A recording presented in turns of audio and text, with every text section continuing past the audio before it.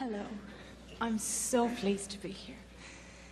I've traveled a very long way. Unfortunately, he used up all your time. I knew I would be next. I intended it.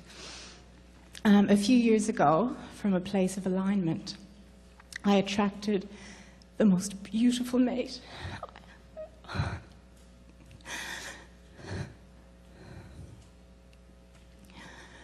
The most beautiful mate. And we had some lovely years together. And about a few months ago, we discussed living together, and it was my desire to live together, and it was his desire to not to live together. And I used that as an excuse to get out of the vortex. And a few weeks ago, he ended the relationship.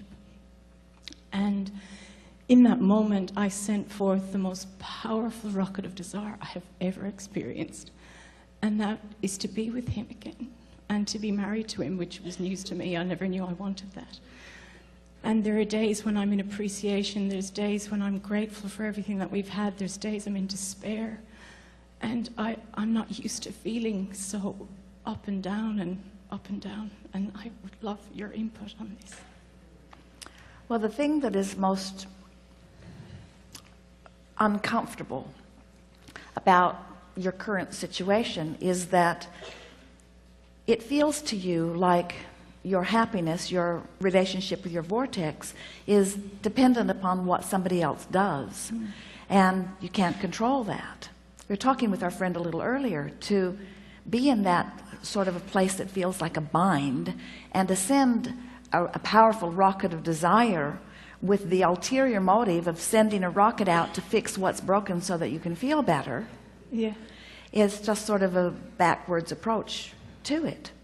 Now, it's easy for us to say, and not always so easy for you to hear, but situations like this, where you send those rockets forth, create even better relationships for you. Yeah. And it's clear that something that you very much wanted from this relationship was something that he very much did not want.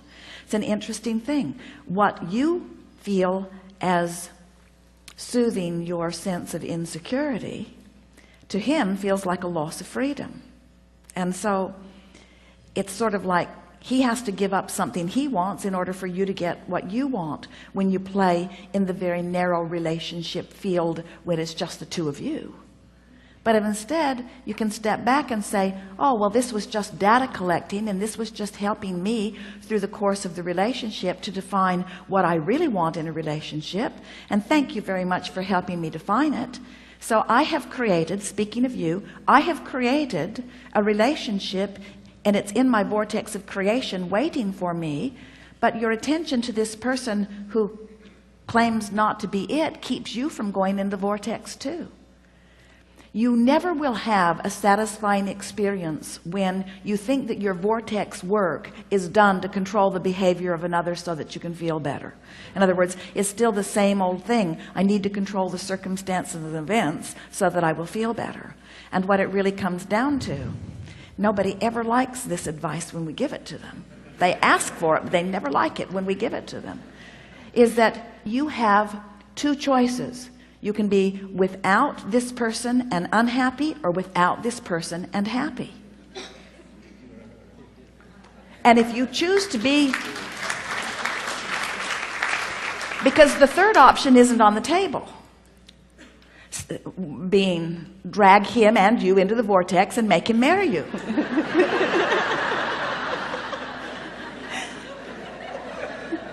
So when you say, I am determined to be happy, and further, I'm even more empowered because this data helped me decide more clearly what I want. This isn't a question about whether you're right or he's right, about how relationships should unfold. This is about you living enough life to know clearly what you want, and him helping you put it in a very clear way, and now the universe has already orchestrated that. The question is, how long are you going to use that relationship as your excuse not to go rendezvous with what you're really asking for?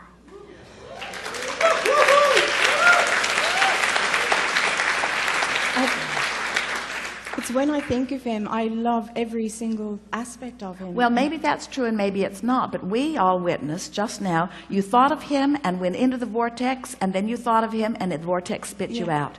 Because thinking of him can put you in the vortex, and thinking of the absence of him can spit you out of the vortex. Yeah. But the thought of him is not very safe territory, is it? No, no. In other words, if you're determined to be in the vortex, and this is the thing that's hard to hear, because sometimes, in fact, really, really often, people want to know how to get in the vortex so that the vortex can work its magic and make something turn out the way they want it. And we say, you're misusing the vortex.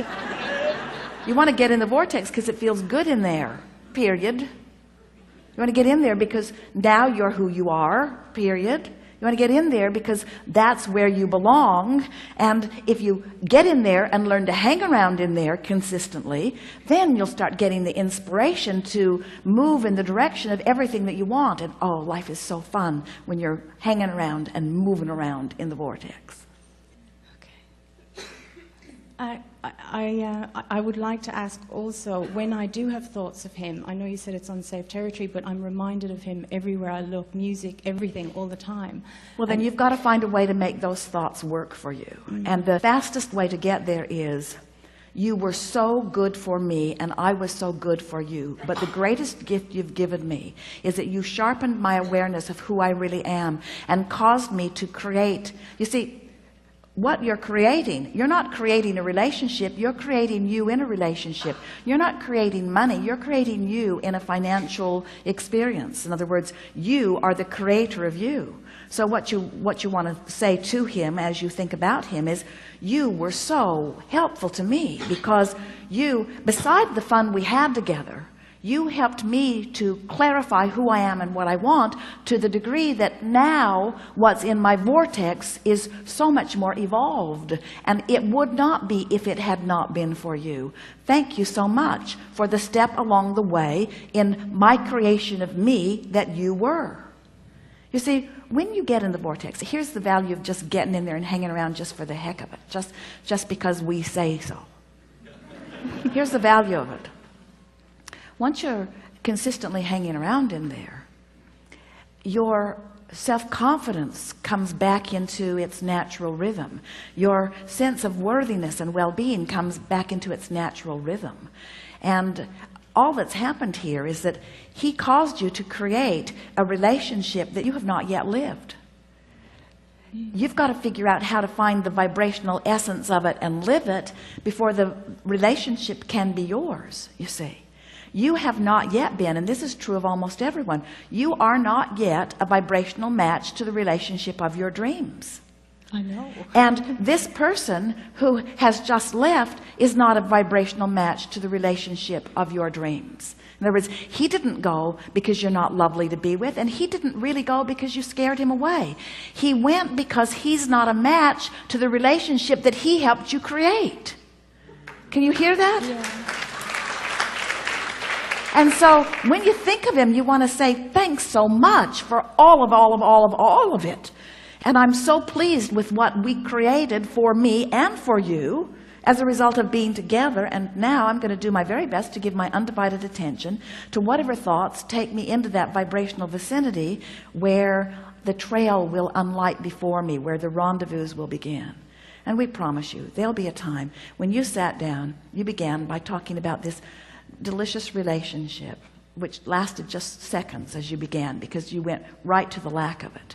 But there is something so much bigger in your future than anything that you've left behind.